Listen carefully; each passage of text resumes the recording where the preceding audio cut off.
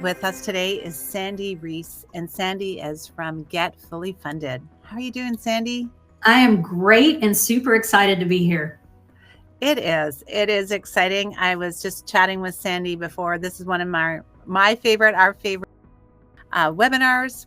Sandy's just so full of information, so many great takeaways that I can't wait for this to get started and get my new takeaways here as well. I also shared with Sandy that over the years, I've had a chance to follow her, and I have literally taken things that she has said and gone, and I do help with a couple of nonprofits, and brought them, and we have implemented them exactly how she had said and with great results. So I'm gonna take a line from our friend Lori. I have pen in hand, I have paper, and I am super excited for today. So do you want to share a little bit, Sandy? And then we have a poll question too. All right, I can. You guys, we are excited that you're here. There's so many other things you could be doing today, but the fact that you are here ready to figure out how to warm up your donors for fall success tells me that you're a smarty. So good job on getting yourself here. As Tracy said, get ready to take some notes. I am all about practical tactical that you can use right away. All right, well, Tracy mentioned she's in Ontario. I am in East Tennessee, where the weather has been it's like something out of a fairy tale here lately. It's August. It should be feeling like hell's front porch here. And instead, it's been in the upper 70s, and we are very confused. we are all not understanding why it's not so hot outside. We will take it. Regardless of where you are and what the weather is doing, the calendar says it's August.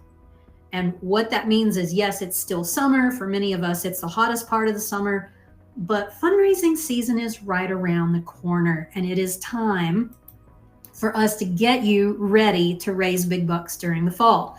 Those of you who want to plan, you're in a great spot, because I've got some stuff for you today that's going to be super helpful. And if you want a couple of good nuggets, I have so many ninja tips that I'm going to share today. You're going to love it. Okay, you're in the right place if you want to raise big bucks. Side note, a lot of organizations raise over half their budget during the fourth quarter of the year, specifically during the holidays. So if you're not raising that much, you could, and you might learn a couple of things today that are going to help you do that. Maybe you believe in planning and want to get yourself organized and ready for success.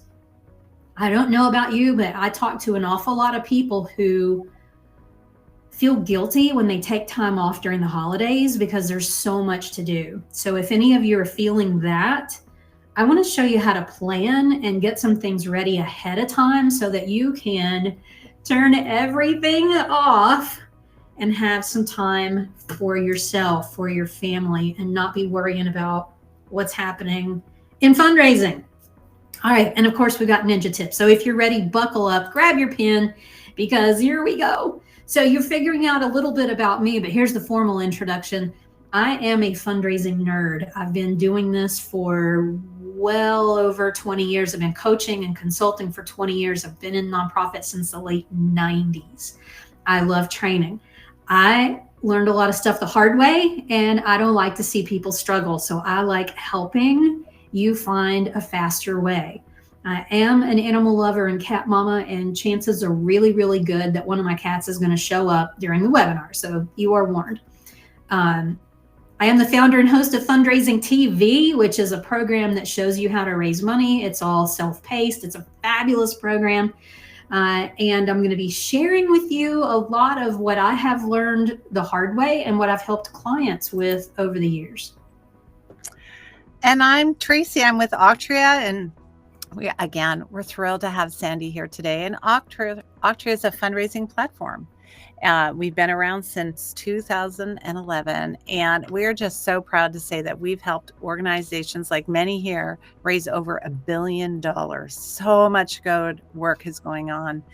And Auctria's mission really is that nonprofit organizations have the software that's affordable, easy to use, powerful tools for all of your event fundraising.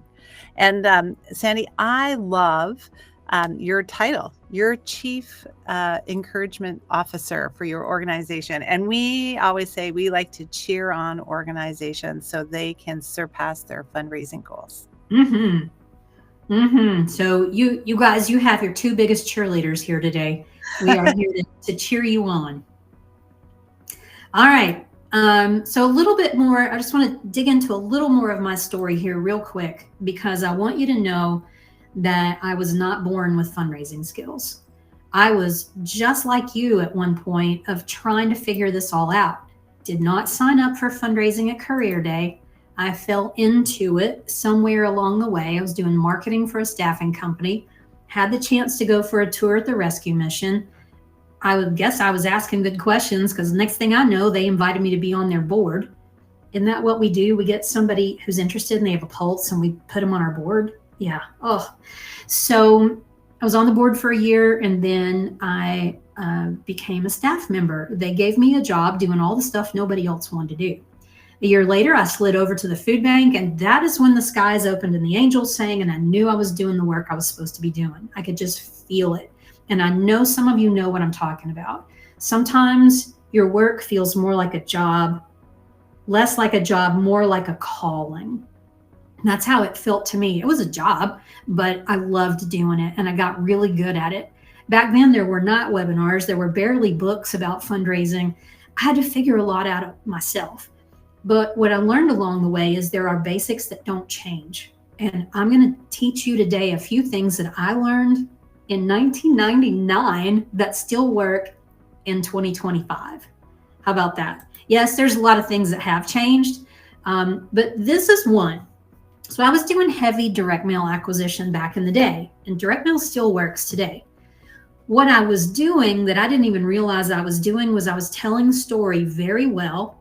I was connecting with donors, and when I asked, and I had a clear ask, they were giving. I got one of these giant buckets from the post office every day from mid-October to mid-January, full of donations, full of checks. That's all I did. Well, it was me and two other people. It took all three of us all day long to open all the donations and get everything into the software and get it ready to go to the bank. It was the most fun I've ever had in fundraising. And again, a lot of it was stuff I didn't realize I was doing right. But looking back on it now, I realized, gosh, I had such good instincts and I was doing what made sense to me, and it was working. It was absolutely working. You can do this too. And that's what we're going to talk about. So today I spend my days doing this, sharing with people how to raise money, showing you shortcuts, giving you the ninja tips so that you can go raise money too. I believe that the world is a little bit scary these days. It's a little negative and a little unsettling. And we in the nonprofit world, we have the capacity to make a huge, huge difference.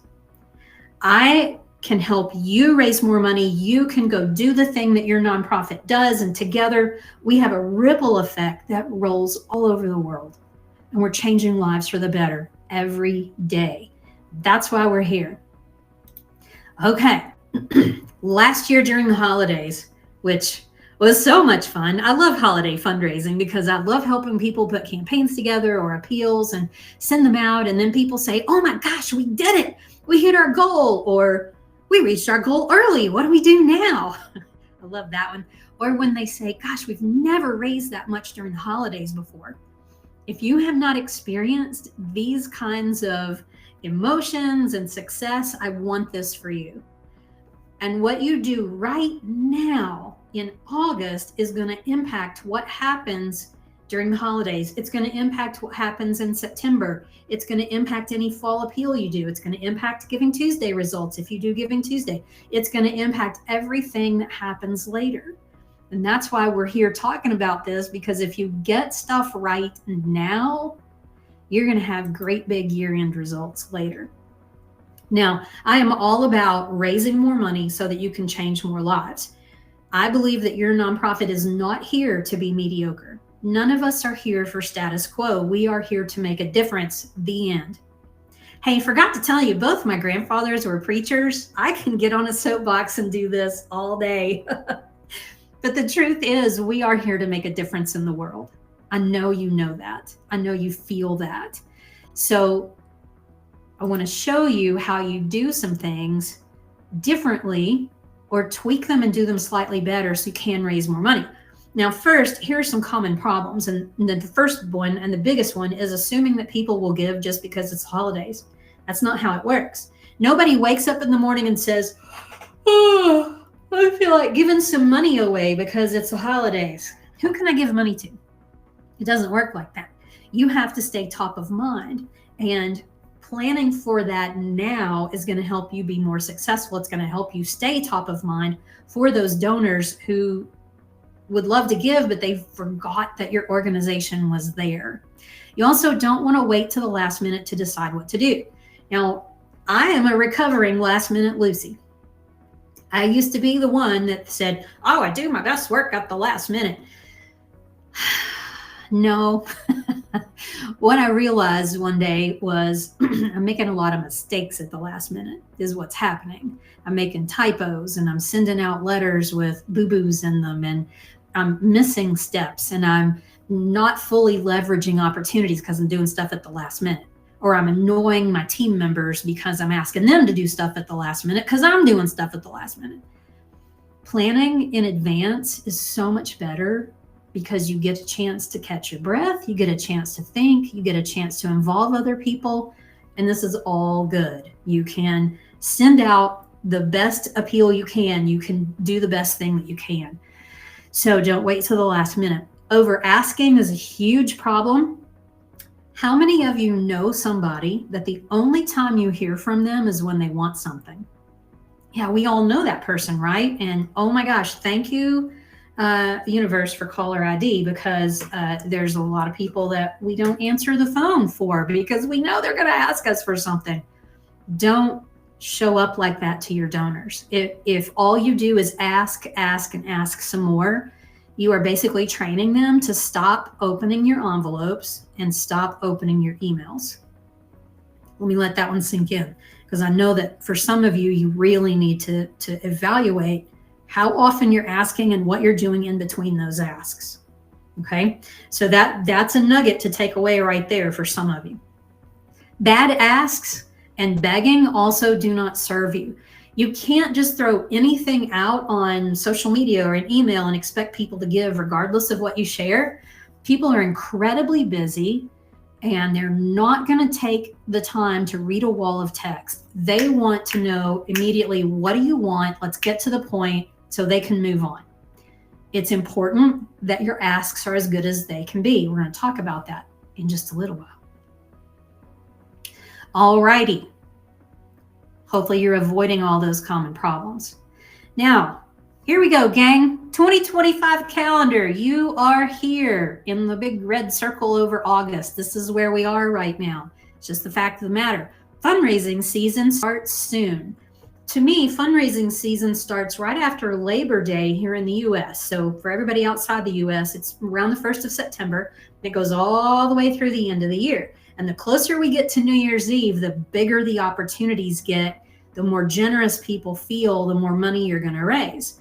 There are statistics that show that last week of the year is the biggest week of the year by far. A lot of organizations raise half to 80% of their budget during the month of December, and of that, a lot of them do it in the last week. So if you don't have a plan for what you're doing, I would say November, December, especially the last week of the year, you are leaving money on the table. The end.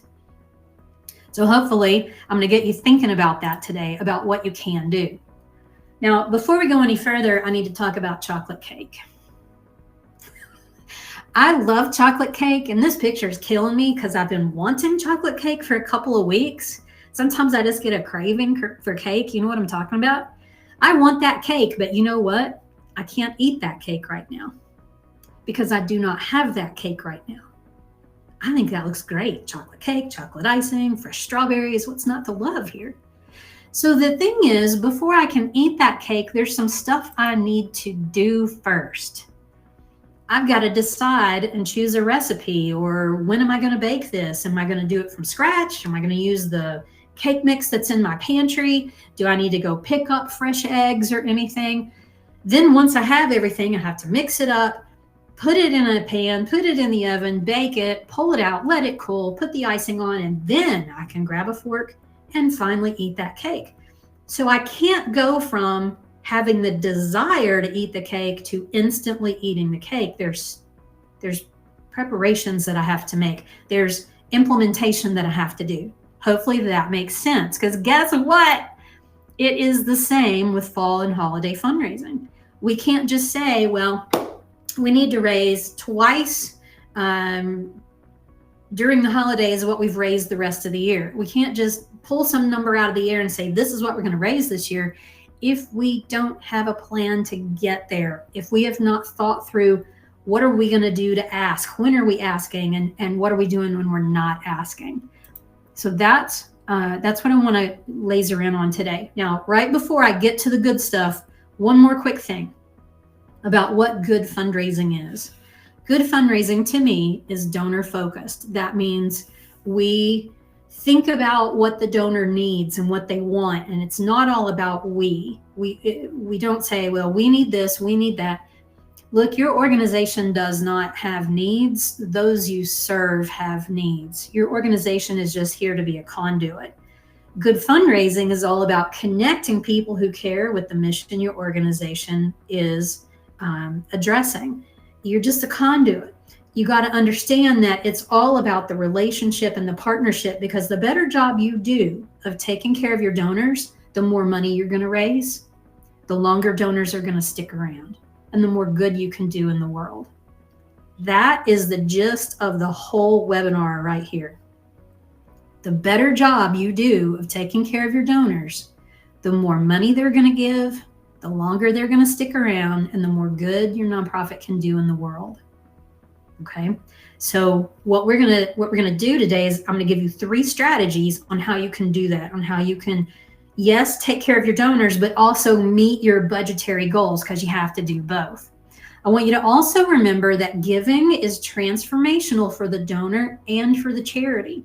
So if somebody gives you a $10,000 gift, you may say, that's awesome. We'll take that. That's amazing. We can do good work with 10,000. For some of you, it might be 100,000 before you get to something that feels like a humongous gift. But what you need to know is when a donor gives a donation that size, it changes them too. It fulfills their personal philanthropic desires. Every donor has personal philanthropic desires. They want to make a difference in the world. So when you ask and they give, yes, you're raising money, but you're providing them the opportunity to feel good. Pretty cool, isn't it? That's a nice reframe. Fundraising is not about begging. It's not arm twisting. We don't hit people up. So I just want to get you in the right headspace for fundraising before we jump into this. It's all about the donor. It's all about the relationship. That relationship is key, and it's actually worth more than the single donation. Think about this. If somebody gives you $100 today on your website, that's great. We're going to celebrate that. But what if you take really good care of them and they come back in 2 or 3 months and they give another $100, and then next year maybe they give $1,000, and then the year after that they give $1,000, and the year after that they give $1,000? What if they stick around 5 or 6 years? The lifetime value of that donor, the amount they give over the time that they're giving, is significantly more than that single gift of $100. So don't make the mistake of like, well, I'm going to send this same old thank you that I've been sending for the last 5 years, and that's all I'm going to do. No. If you give donors a great experience, they will continue to give, and they will self-increase. They will self-upgrade. They will give more often, and they will give more in a single gift. All right.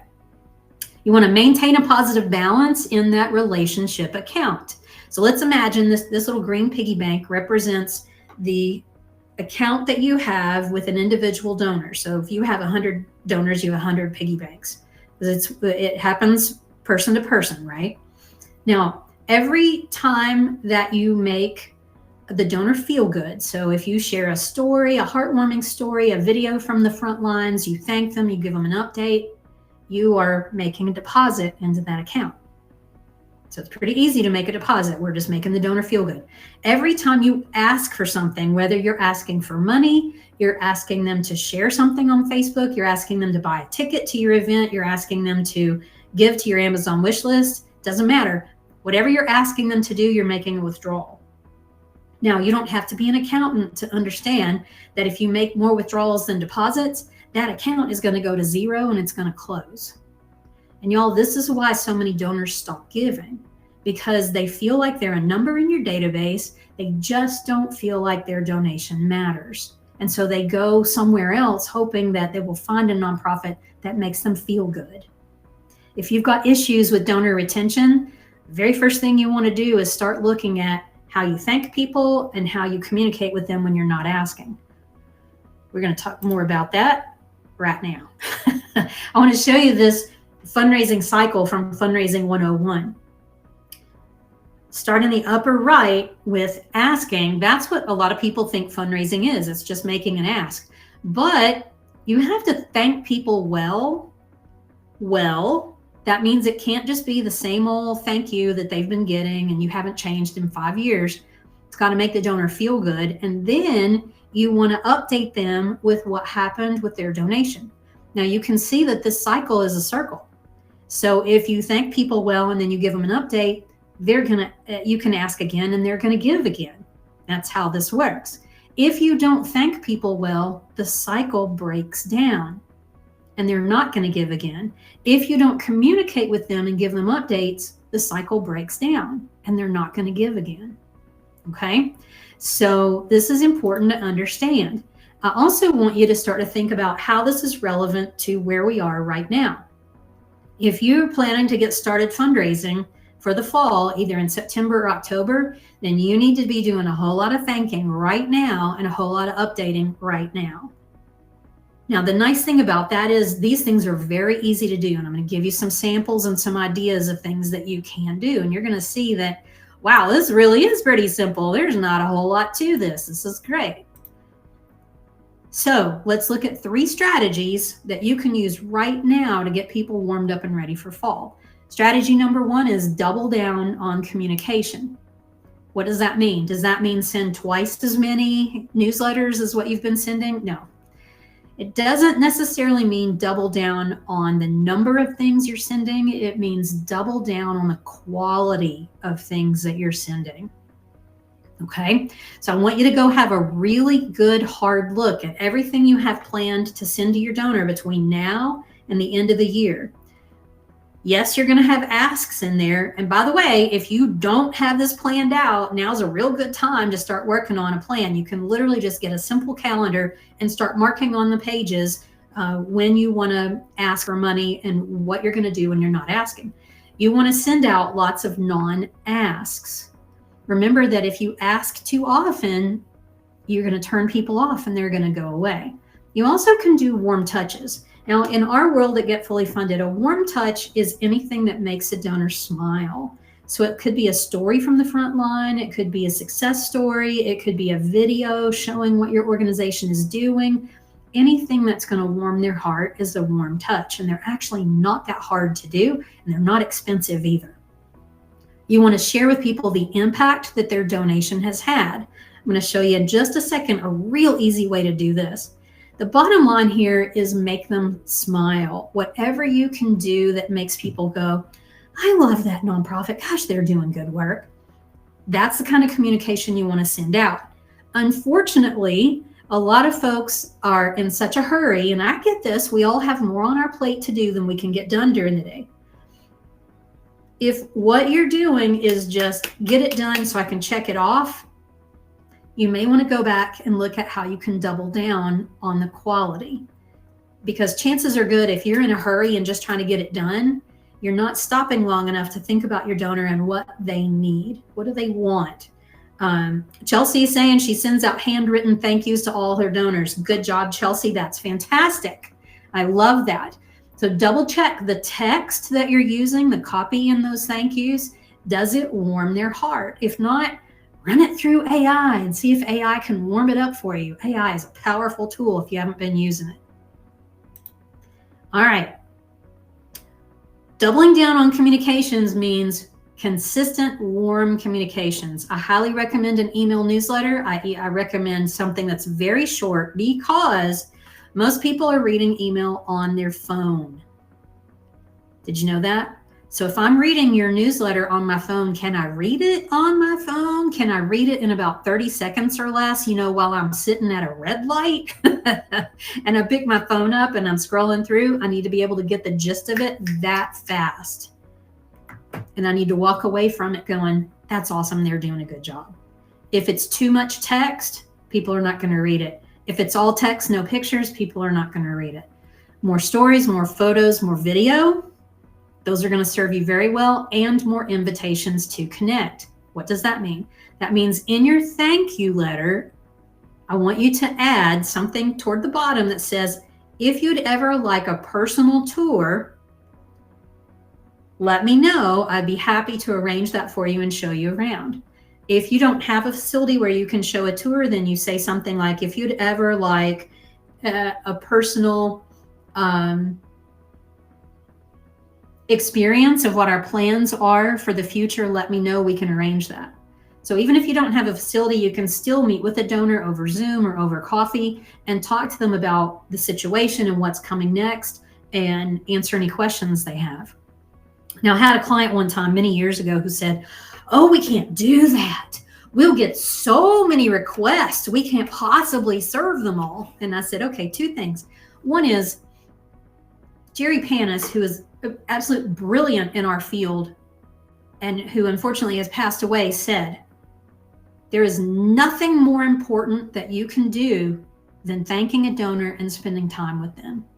And he is absolutely right. There is nothing that is a better use of your time than one-on-one time with a donor.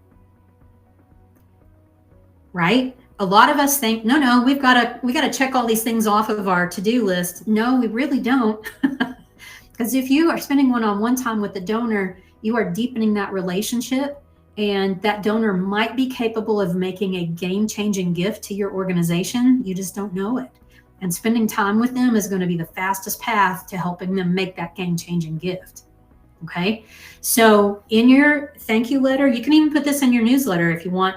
If you'd ever like a personal tour or a personal look into our future plans, let me know. I promise you, if you send this out to 1,000 donors, you might get one or two to actually respond. I promise. People will appreciate the invitation because it shows how open you are and welcoming. They're not going to take you up on it. I had, in 5 years at the food bank, I had one donor, one who wanted to. Now, here's the really cool story. So this donor was a doctor. He called and said, hey, I saw in the thank you letter that you could do a personal tour. Can I bring my wife? I said, absolutely. So we arranged this tour. He comes in. I'm showing him around. I'm explaining our programs and how things work. And he lasers in on a kids program at a food bank. He starts asking questions. Now, y'all, when donors start asking questions, it means they're interested. They want to know more. And then he asks the magic question. He wants to know, how much does it cost us to run that program? Well, being a good fundraiser, I knew right off the top of my head, and I told him it was $15,000, and we were hoping to expand the program next year. He reached in his pocket, pulled out his wallet, handed me his credit card, and said, go run it. He dropped 15 grand on his credit card just like that at a tour because I added that one sentence into our thank you letter. Can that happen for you? Yes, it can. Yes, it can. It was amazing. The rest of the story is that during the year, about once every 2 or 3 months, I would send him a note for him and his wife with like, hey, here's what's going on with this kids program. Just wanted to keep you in the loop. It was not hard, just every 2 or 3 months. And so when we got back around to, it had been a year, I reached out to him and I said, hey, thank you so much for your support of this program.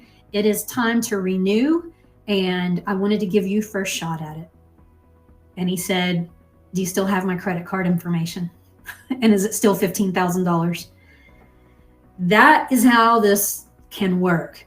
When you take care of donors, they will keep giving, and they will keep giving big. Now, the nice thing for me as a fundraiser, that program was completely funded. Like if I listed out all my programs, I could mark that one off because that one was funded. And as long as I gave him those just short updates every couple of months, he was going to keep giving. That was easy peasy. And I promise you, you have donors in your donor family right now who will fully fund something in your organization if you create the right situation, if you give them a chance to do that. I guarantee you. Yeah, here's Tracy. That was the craziest thing when he says, here's my credit card, go run it. So back then we had one of those little machines where you had to swipe it. So I run up to the second floor and my hands are shaking so bad. I had to, I can almost not get this credit card through this machine. I had to stop and just breathe through it. It was crazy. That was an amazing experience. Okay. So double down on your communications. Add that invitation. I promise you, you're not going to be inundated, but you just never know when that one person like this doctor is going to take you up on that tour, and amazing things are going to happen. All right, ninja ideas, because I know some of you are looking for a good nugget. A mid-year update is a great way to showcase what your organization has done so far this year. You can put this in an infographic to make it even sexier. I've actually got a couple of things here, and you can mail these out if you want. You can either shoot it in an email out to your list. You can put it in a little postcard. So I've got one here. This is from Unity Farm Sanctuary. With a bunch of pictures on the one side, and the other side, they list out what their accomplishments have been so far this year. Here's another one, another organization. They're highlighting a couple of major things they've done during the year. This one is more of a thank you with a handwritten note. There are so many ways to do these things where it's not going to cost you a lot of money. Canva is your best friend. If you haven't been using Canva, you should. And I wish I had brought a couple more examples of stuff that we've just created this summer for clients. And they're emailing out these really awesome looking infographics that just highlight a couple of major numbers. You don't want to inundate people with numbers, but you absolutely can highlight a few things your organization has done. Thank you video is super powerful. And because of cell phones or these amazing little phones and YouTube, your videos do not have to be professionally done. You literally can do a video on here of yourself going, hey, this is Sandy from the food bank. Thank you so much for your support. Gosh, we really appreciate it. So far this year, we've done X, Y, and Z. If you'd like to know more, let me know. But I just wanted you to know because you've been a major part in making this happen. Like, that's all you have to do. It's a couple of minutes, and then you can send that out to donors. That is a wonderful, wonderful way to warm people up right now. Okay. You can also make thank you calls to your best donors. If you have phone numbers, you can try calling some of your best donors. So let's say you pull your list of top 10 donors and you've got phone numbers for 2 or 3 of them. You might actually talk to one of them. But what I want you to do is to listen to what they're saying, because you may have some opportunities to raise even bigger bucks. Let me pop right here. Listen for donors to say, gosh, that sounds great. How can I help? Or maybe they say, is there anything you need? Anything you need. They're telling you that they are willing to give you more money. Those people are primed to give you matching money for your fall appeal, your Giving Tuesday campaign, your year-end campaign, any of that. So listen for what donors say. All right, fabulous. Looks like people are getting some good ahas. Here's another example of a mid-year update postcard. This one from Epic Outreach. You can see this side just has a bunch of pictures on it. And then on the other side, they do have a bulleted list of numbers. Now, some of you may look at this and say, it doesn't really look that nice. I think I could design that a little bit better. And the truth is, yeah, the design could be better. But something that's done and sent is better than a good idea that never gets implemented. So this just being sent out is so much better. And at least it's getting the job done. Can you do one and do it better? Probably. Sandy, there was a question from Christina asking about videos you had mentioned. Has anyone found a nice way to send videos through email without purchasing a program? We find a lot of people won't click links to play a video. Have you found that? We usually either put them in YouTube or in Vimeo. And then you can go, like when you're in MailChimp, it actually has a placeholder there for the video, and you just give it the link. I get that, Christina, that some people are not going to click it. As a donor, if it comes from a nonprofit that I'm familiar with, I'm going to click it and go watch it.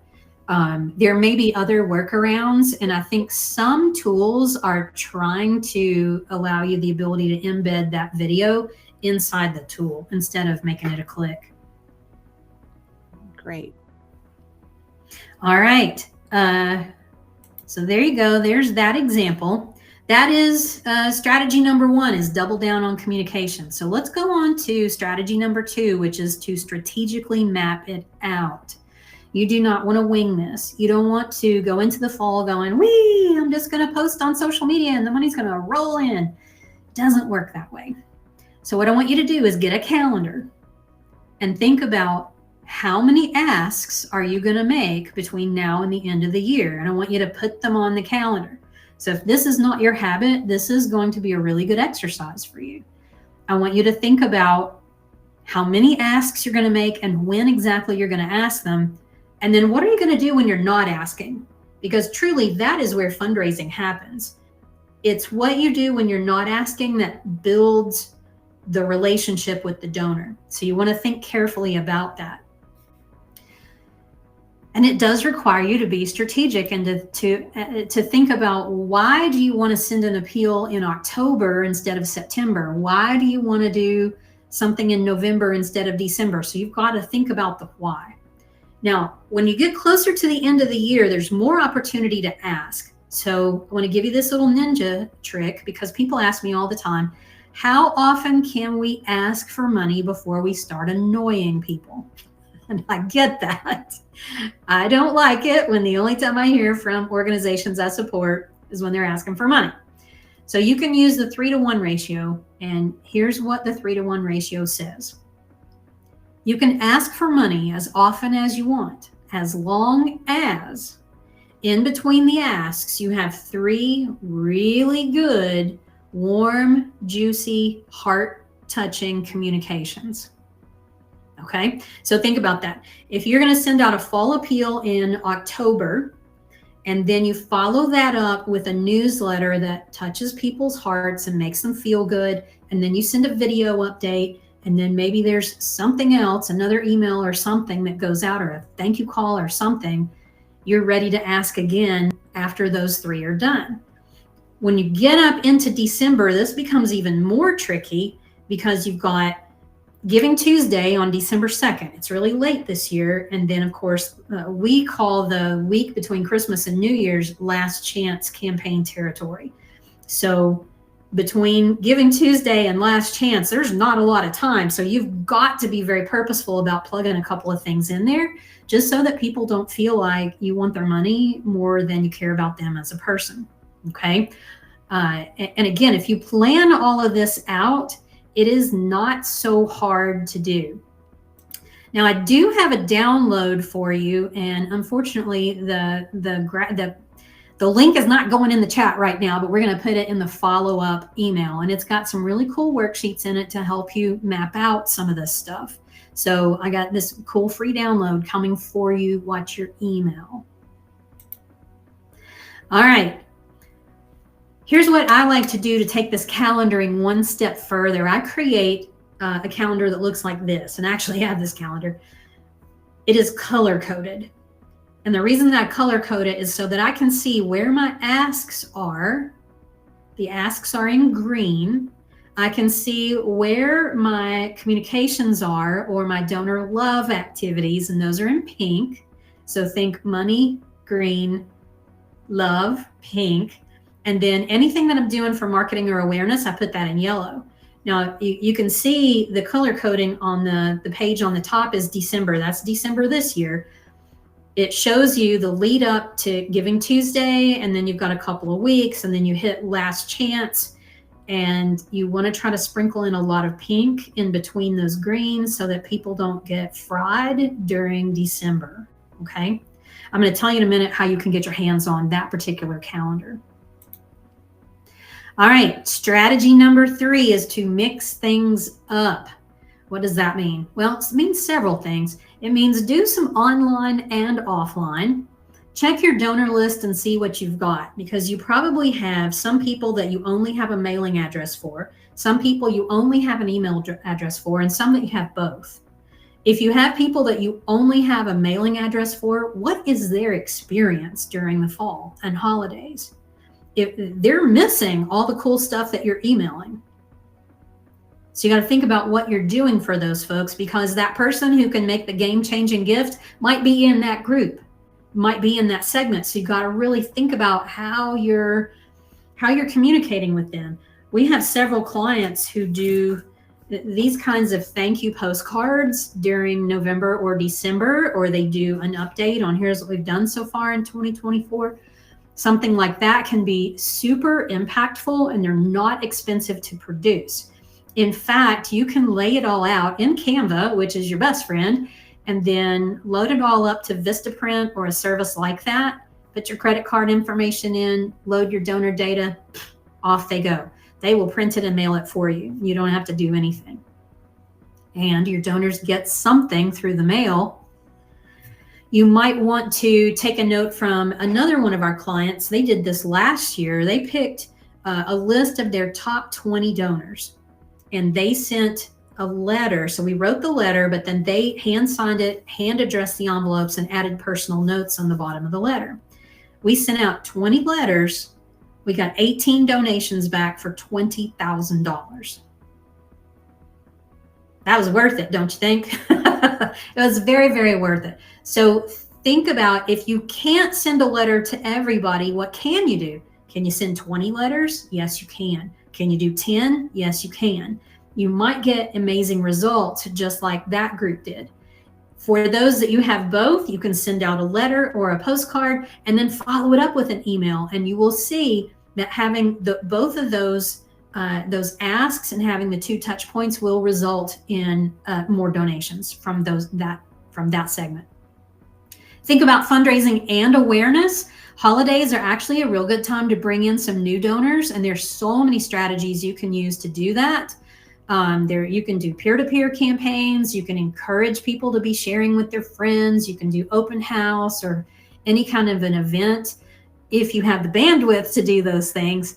But just think about what you can do to raise awareness. If you don't do anything else, think about pitching a story to your local news to run the week between Christmas and New Year's. That last chance campaign territory is a really good time to get a story in the news, because it will just help remind people that your organization is there. So they might see a post on social media, they might see that in the news, they might get an email, and now they're ready to give. And they've seen that same message 3 times, which is super helpful. Definitely leverage online fundraising. You can do more than you think. I know that we all tend to get a little shy about not wanting to aggravate people. We don't want to ask too much. You can do a little more than you think during the holidays, because our feeds are like a fast flowing river, and there's so much coming through, and not everybody sees everything you post on social media. So it's okay to post more often during the day than you think is okay. What I would encourage you to do is think about how many times during the day do you feel comfortable, and then add 1 more. So if you feel comfortable posting twice, try 3 times and see what happens. It'll all be okay, trust me. All right, because I'm so excited to be here, I'm going to do a bonus strategy number 4, and this is ask like you mean it. Again, your nonprofit is not here to be mediocre. You are here to make a big difference, and the world needs us right now. So no bad asks, no begging, ask like you mean it. What does that mean? That means ask for a specific amount. Now, if Lori were here, she would say core number. Lori loves core number because it gives you a way to describe what your organization does at the smallest level, and it tells donors what that costs. So for a food pantry, it might be $11.25 for an emergency food box. For an animal shelter, it might be $5.80 for a day of shelter food and veterinary care. So you have to boil down what your organization does, and you figure out that unit of service, and then you do the math and you figure out what that costs. Now, there's a whole bunch of information that I can share with you about how that works. But for now, I want you to know that if you can ask for a specific amount, it helps the donor so much, because now they get how their donation is going to make a difference. They don't feel like they're giving into a black hole.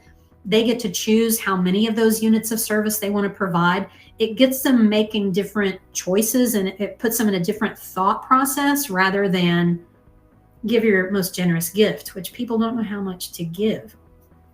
So ask for a specific amount, tell how that money will make a difference, include a sense of urgency. This is really important. In the last chance campaign, we always say, hey, this is your last chance to give for 2025. That has a built-in sense of urgency to it. Sometimes you have to look and see, well, what's your sense of urgency for a Giving Tuesday campaign or for a fall appeal? And it might be that you have to create a sense of urgency. It might be something like, people are depending on us to continue to provide this service. Please give by December 1st so that we can continue to support people through the holidays. Even if nothing is changing internally, you still can use language like that, putting a deadline in, and that helps people give. Also, be very clear about next steps. So you want to make sure that people understand, use the envelope provided to make your donation, or click the link below to give. Be very clear with people so they know what to do. Okay, I want to show you an example and also get you thinking about one more thing, and that is explain why you need help now. What will happen if you meet your goal, and what will happen if you don't? That usually helps you figure out the sense of urgency and figure out the messaging. Now, I want you to think about that while I show you this image. This is from the Asheville Humane Society about 4 years ago, but I thought it was beautiful because it shows us how to do a sense of urgency very clearly. Now, it's an animal shelter. They're always going to have dogs and cats to take care of. So how do they put a sense of urgency in it? Well, look at the picture at the very top in big red letters, last chance. Y'all, most people don't read, so they're going to see that and the countdown timer, and they're going to drop down and hit that donate now button and go. Just because it says last chance and there's a countdown timer, you can do this too. Now, I think this picture is particularly brilliant for two reasons. One is the black and white makes it more stark. And this photo is close enough that we can see the dog's eyes. If you're used to dogs, you can see this dog has a little concern on their face, but we can connect with the eyes. The eyes are where emotional connections are made. So whenever you're using photos in an appeal, in an online campaign, or wherever, make sure the picture is close enough where we can connect with the eyes. Okay, so I wanted you to just see, here's an example of, well, what if you don't have a sense of urgency? If you do have a sense of urgency, great, use that. Like maybe you're raising money for scholarships for kids who are going back to school in January, or maybe you're going to do a hay campaign for farm animals and you need to start feeding hay in 2 weeks. Those are built-in senses of urgency, but if you don't, you can use this approach and it will work very well.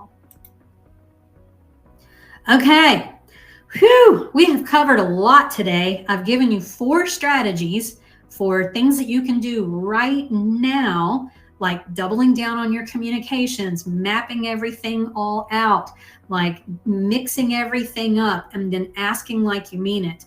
You're doing this so that you can give donors a great experience, which is going to help them give more and give more often and help your organization fulfill your mission.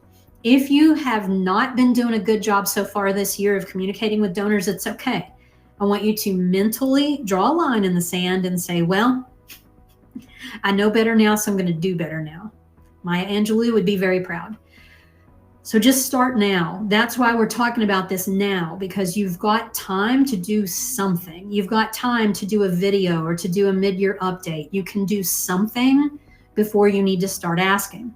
And then get busy with your calendar and start just getting everything together. All right, now I know some of you have probably enjoyed this today. Have you? Have you gotten good nuggets? Drop in the chat and let me know. You can just say yes or me. All right, perfect. So here's what I want to do. I want to share a resource. If you have enjoyed this and you've gotten good stuff, and if you want more, I want to share a resource with you that I think you're going to love. We have a workshop coming up in a couple of weeks called Inspired Fundraising Retreat Online.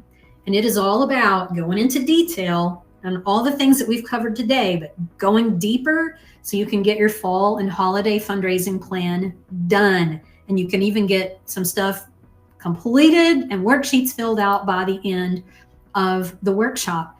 I'm going to teach you how to nail your ask every time. We're going to look at core number. I'm going to show you some examples of really good asks and some really not so good asks so that you can start to see what yours need to look like. I'm going to show you how to thank people so well that they share what you send. We're going to talk about thank you notes, thank you videos, which are super powerful. And I want to help you put your plan together so you can actually take time off to enjoy the holidays guilt-free. Yes.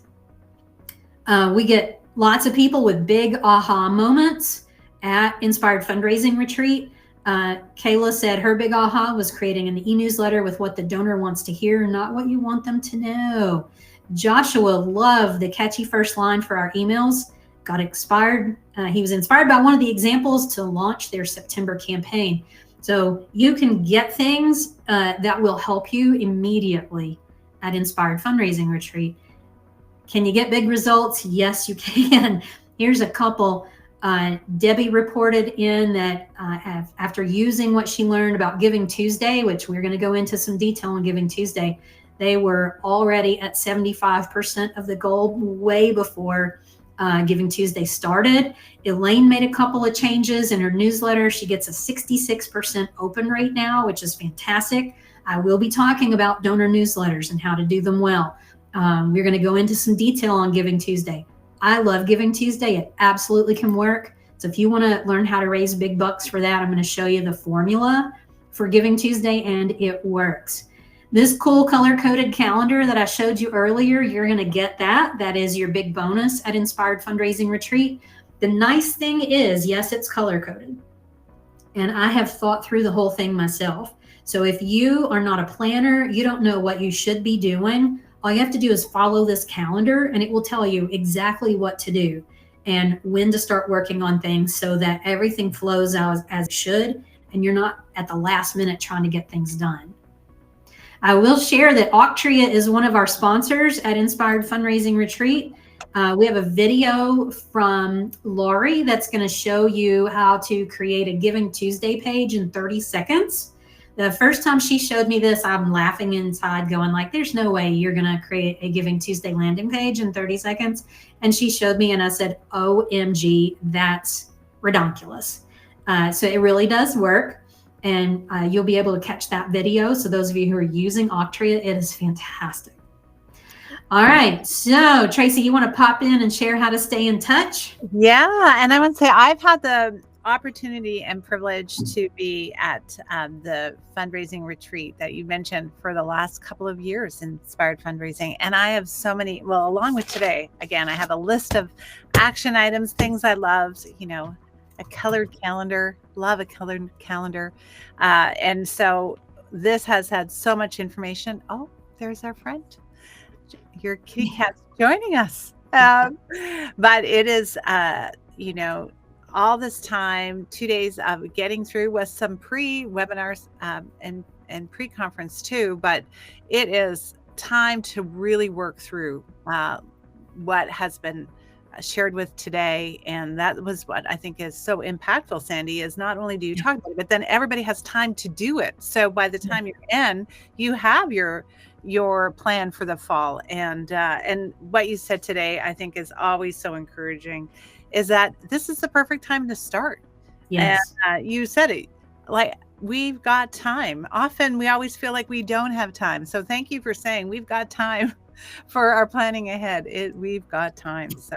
So but stay in touch with Auctria as well. If you have more questions about the Giving Tuesday that Sandy had mentioned, and that 3 clicks and you can have a whole website and event ready to go. It is that fast. We'll be sending out some more information. You can always email us at hello@auctria.com. And if you'd like to know what's going on, you can reach us through LinkedIn, Instagram, Facebook. And there's this great community on Facebook called Auction Team Talk, and it's organizers like yourselves and event planners, auctioneers, and they are talking about fundraising. They're talking about what's been working and what's not, and sharing, highlights of events as well, and questions. How did that work in the room, and how did that ask look? And so it's just a community of great people cheering each other on, but sharing insights as well. Yeah, cool. And then, of course, Inspired Fundraising Retreat is coming up. If you're interested, I recommend that you grab a ticket. You can go to getfullyfunded.com/Auctria-retreat. I dropped the link in the chat. We are offering a discount because you're here, and Auctria is one of our sponsors. Tickets right now are $197, and that covers 3 days of fun. And let me tell you, we know how to keep it fun virtually for about 6 hours. You're going to be amazed how much fun it is, how much opportunity you get to do some sleeve rolling up and some hands-on. You get to meet other attendees. I'm going to make you laugh. I might make you cry, but you're going to leave feeling energized, refreshed, recharged, and ready to go. So because you're here, you got a $25 discount on the ticket. That is the best price around right now for $172. The event is August 20th through 22nd. If you can't make it, we are recording everything so you can catch it later. I think you're going to love it. You will join the ranks of all of our IFR attendees who say, oh my gosh, I can't believe how fast the time flew. That was amazing. I have so many ideas. And you have the opportunity to make this year your best fundraising year ever. So come join us. Yes. So much fun. So much fun. So much information. Thank you, Sandy, for today. We have a whole bunch of thank yous, and this was excellent in the chat. So thank you for dropping a line in as well. Somebody did have a question, Sarah. Thank you, about how to get in touch directly. And so Sandy dropped her email in there. So yes, do reach out if you have an organization specific.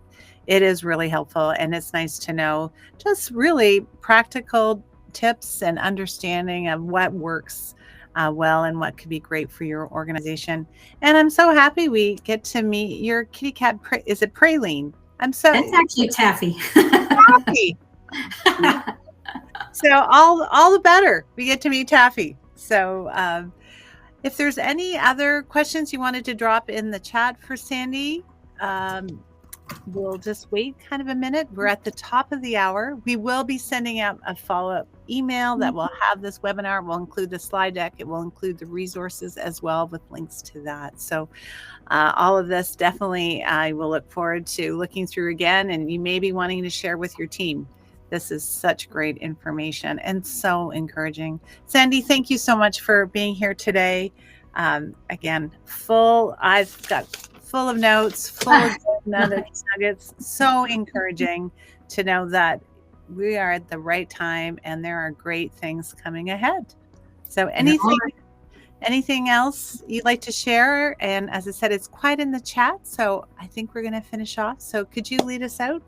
Yeah, you bet. You guys, you've learned some good stuff today. So pick one thing and go do it. That taking action is what's going to set you up for big success in fundraising now and way into the future. I hope to see you at the Inspired Fundraising Retreat. If not, I will see you around. Thanks again, everybody. Thank you. Have a great day.